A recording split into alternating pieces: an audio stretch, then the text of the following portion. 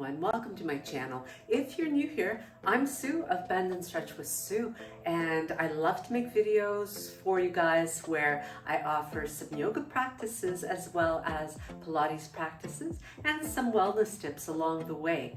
Now in today's video, this one comes as a request from one of the viewers here, Olga. I hope you're watching this one.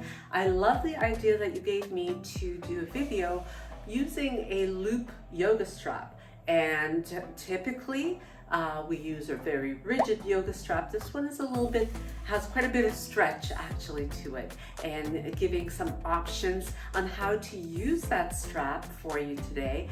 I will be offering mainly some beginner tips. Now, if you do like the content and you like this sort of video and you'd like to see some more advanced uses for this particular tool, by all means, let me know. I'd love to do another video where I can help you to advance your practice. Now, if you haven't already, I'd love it if you'd subscribe to the channel and give me one of these if you do like the content, and also hit that notification bell so you'll know when I upload some new content. You can check it out and check me out in the next video. So let's get going now. So as we do get started with the demonstration, I'll show you the loop strap that I'm talking about. And this one is simply one that I picked up on Amazon. It's called the Fitter's Niche, and it has a center loop that has no numbering whatsoever. And then it has numbers 1 through 4. I don't know if you can see this or if it's upside down. However, you've got 1 through 4 from the center loop that's not numbered, and the same thing at the other end. Now there's different varieties of these. Some of them combine a rigid strap along with the stretchy portion of the strap. The numbering might be somewhat different, moving from 1 and going all the way up. But the idea with the numbering is that it helps you to really gauge the progress that you make in increasing your range of motion and expanding your flexibility. I love that stretch feature of this. It can really help to feel the stretch differently than our traditional yoga strap. This is a more traditional one, and it is made out of, I believe it's some sort of cotton. It's very stiff, and the end, the one end is just plain, whereas the other end has typically a couple of D-rings that enable you to loop the end of your strap and then secure it through there so that you can adjust it to make your way down to the size of loop that's going to work for you. You can wrap it around your wrist, around your hand, around your foot while you're holding on to the other end. There's a multitude of ways in which you can use this. Today, however, we're going to focus our attention on this very flexible yoga strap. So with this, we'll begin with the first stretch, focusing on extension of the cervical spine. Typically in our day-to-day life, we are reaching forward. We're either typing, we're holding on to a steering wheel, we're cooking, we're eating. Everything we do causes us to reach forward, which really stretches those back muscles, even the back of the neck, and also creates a lack of flexibility when it comes to looking up. And with this, you can support the neck. Now you can hold on to wherever it is comfortable for you. You might find that you want to go right to the ends. I find for myself, I prefer to have second last loops, but by using the strap and just placing it at the base of the skull, you could do this with a towel as well. But as I bring the arms in front of me, or the hands in front of me, by lifting up the arms or the hands, I bring my gaze upward and I create a greater range of motion.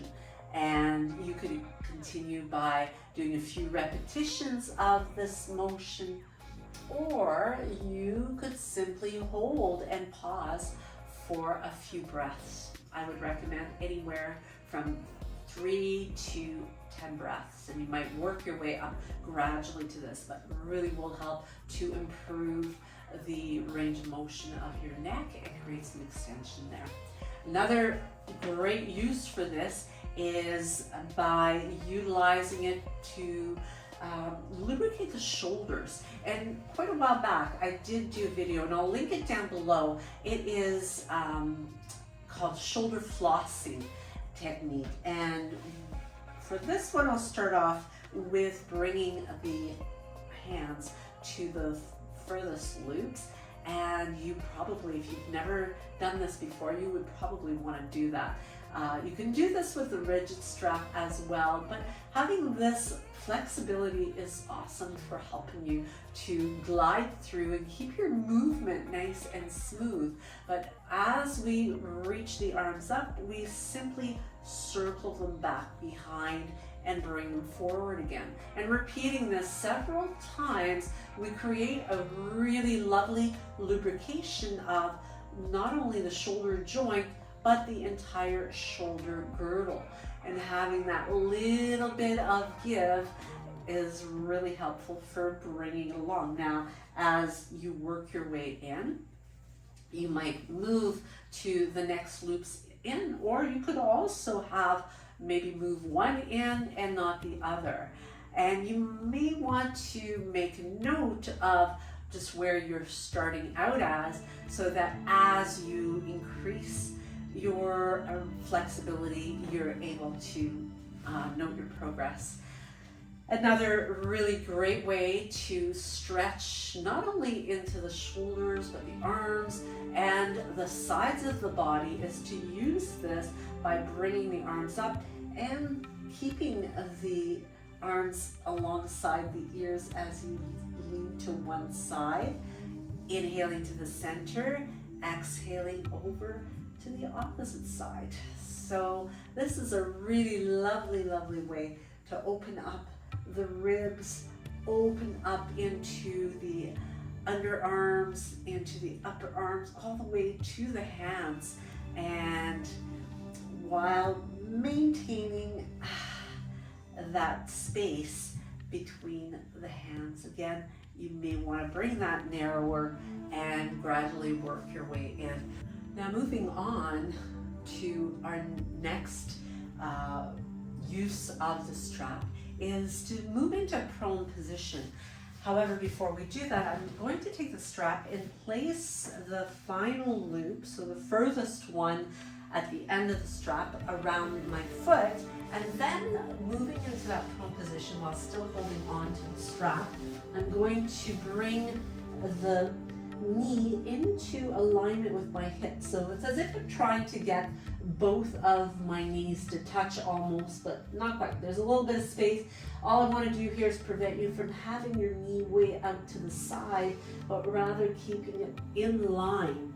Now, as I hold on to the strap, I can do it with both hands or with one hand, but you can see by having the elasticity of the strap, it gives me a lot of room here to gradually deepen that stretch. Now, I could simply hold it here, stay here. I might to be comfortable working my way in a further loop, maybe even working my way, continuing to work my way down, and from here looping the hand as I hold on, and possibly even lifting that knee right off the floor as I continue to pull with the hands to create that length in my thigh, in my hip flexor. Really important again to keep that knee drawn toward the midline of my body. And I would repeat that one on both sides, and possibly as you move on, you could even do both feet and loop them both in side by side, holding on with both hands. And this would provide you with a really good stretch through the entire anterior lines of your body. Another way that you can use this for extension is taking the strap and wrapping it around the base of the back ribs. And from here, I would simply take the hands.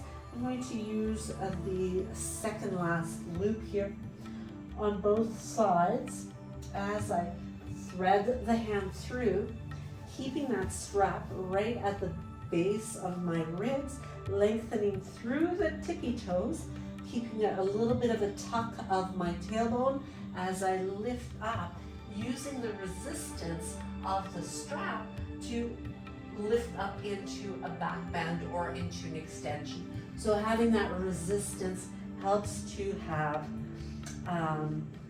just that extra bit of strengthening impact on those back muscles. Again, you could go ahead and do anywhere from 5 to 10 repetitions of that, and gradually working your way in to increase the resistance. Another very useful way to utilize this prop is for a calf stretch. You could do this seated as you lengthen out the legs in front of you and taking the strap, and I'm simply going to thread it underneath the balls of my feet. And this one, you could use the rigid strap as well quite easily for this. However, having the numbered loops on your strap is going to give you a better indication of your progress over time.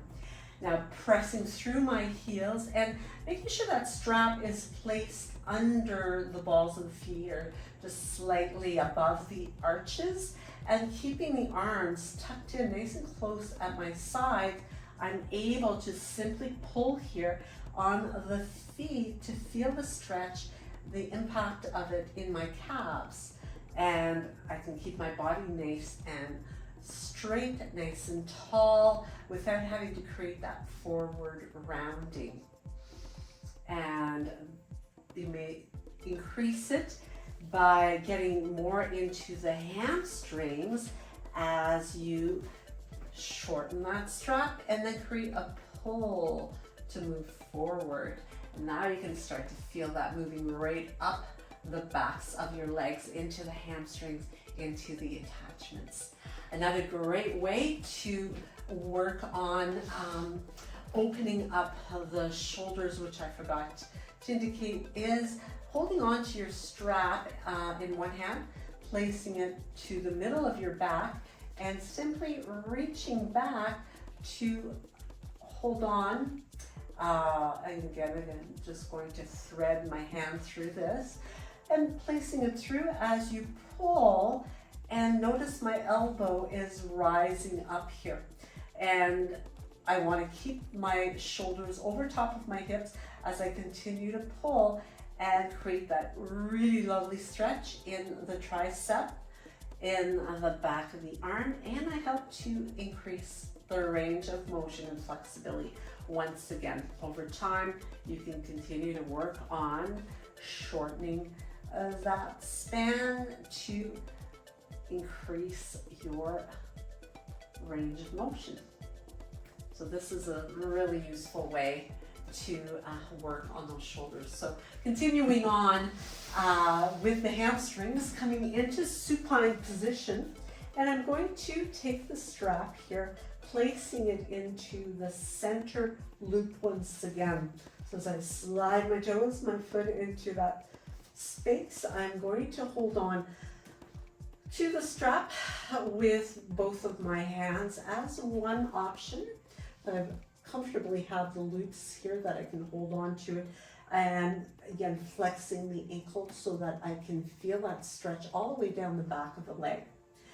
If I want to bring, I could also hold on to it with one hand, but I continue to bring the thigh toward the belly. And I want to keep the leg as straight as is comfortable for me rather than having a really large bend. Now, if you have a real lack of flexibility in the hamstrings, which is quite common lack of flexibility here can put a lot of pressure on the lower back. So that's why it's really important to work on this. We continue to bring the leg closer and closer to the upper body. Now you can also double up here, holding on one hand and grounding yourself with the opposite hand as you continue to pull the toes towards you, but then allow the leg to open out to the side in order to really get into the groin muscles as well as the inner thighs. So you're still working your hamstrings, you're working your inner thighs, groin muscles here, and important to keep the opposite hip grounded on the mat as you combine your hold and also the effect of gravity pulling and lengthening that leg. As I bring the leg back up, I can then target, so I can move into the same loop with the hand, bringing my same arm as the leg that I'm working on, pulling those toes and leg toward my upper body and bringing the leg across. Now, quite often what I see is a lot of rolling over, and that can depend on the stretch that we're actually working on. But right now, I want to target that IT band while still working on flexibility. So keeping my body glued to the floor here with the help of my arm and pulling the toes toward the head, I continue to guide the leg over to the left side. And I can simply stay here, breathe through it, and feel the impact of the stretch.